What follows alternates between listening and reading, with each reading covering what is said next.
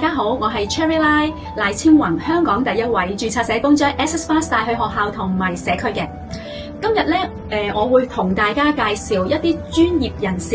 佢哋咧係學過 Access Bars，或者佢哋係曾經體驗過 Access Bars。咁而 Access Bars 對於佢哋有啲咩好處，咁就透過佢哋嘅分享俾大家知道。咁睇下應用喺身上，同佢哋應用喺佢哋嘅工作上會係點呢？第一位介紹嘅咧就係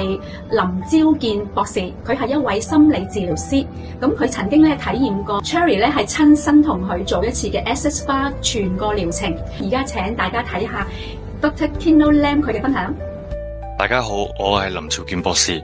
喺我日常嘅工作裏面咧，經常都要用到電腦，因為要做 PowerPoint 啦、文書處理咁樣，基本上係避無可避嘅。咁但係亦都係因為咁，長期受到電腦嗰啲光去刺激對眼啦，咁所以我間中都有一個頭痛嘅問題。咁自從我前排咧接觸咗呢個 Access Bars 啦，咁我呢個頭痛嘅問題咧已經顯著咁改善咗噶啦，甚至乎試過有一個禮拜咧係咁用電腦咧，我都冇出現呢個頭痛嘅問題。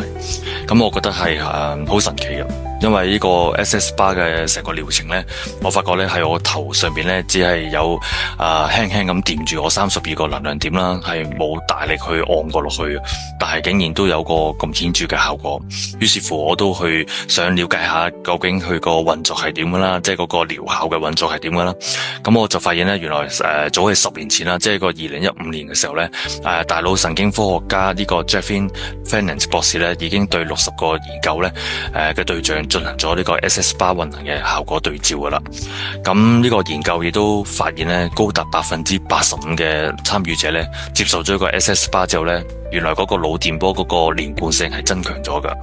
咁良好嘅腦電波嘅連貫性咧，其實同我哋嘅智力啦、學習能力啦，同埋呢個嘅警覺性啊、反應時間，甚至乎我哋嘅創造力咧，都係息息相關。咁我諗翻我自己做咗 Access Bars 之後咧，咁就當我去諗一啲新嘢嘅時候啦，或者係我哋平時嘅工作裏面都要有一啲嘅創意啦，去諗一啲新嘅計劃嘅時候咧，我發覺我嘅感覺就係我個轉數快咗，即係好似個腦咧係有啲以前唔等使嘅嘢嘅資料咧，可能 delete 咗啦，咁個空間感好似大咗，咁轉數啊清晰度都快咗咁樣。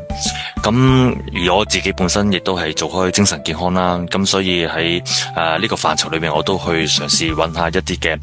關於 Access Bars 嘅研究啦。咁就發覺咧Dr. Terry Hope 啦，即係呢個自然療法量子醫學博士啦，佢亦都有研究去發現咗咧，就原來運行咗90分鐘嘅 Access Bars 療程咧，就對於個舒緩焦慮同埋抑鬱嘅症狀咧，都係有顯著嘅效果嘅。咁原來進行一次嘅 Access Bars 咧，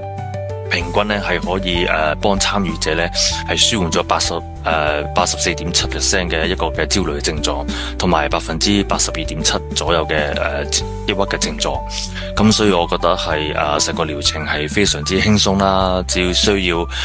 俾治療師喺個頭上面嘅32個能量點輕輕咁掂住，咁就有一個咁顯著嘅效果啦。咁對我嚟講就最緊要就係我舒緩咗我頭痛嘅問題啦。咁所以我覺得呢個 Access Bars 嘅療程係好值得大家去一試嘅。OK， 好啊，咁就聽完咗 Dr. Kendall Lam 佢嘅分享，提大家記得咧係要撳我哋幼聯嘅鐘仔啦，同埋訂閱我頻道喎，咁樣我哋下次出新片，大家可以第一時間睇到噶啦。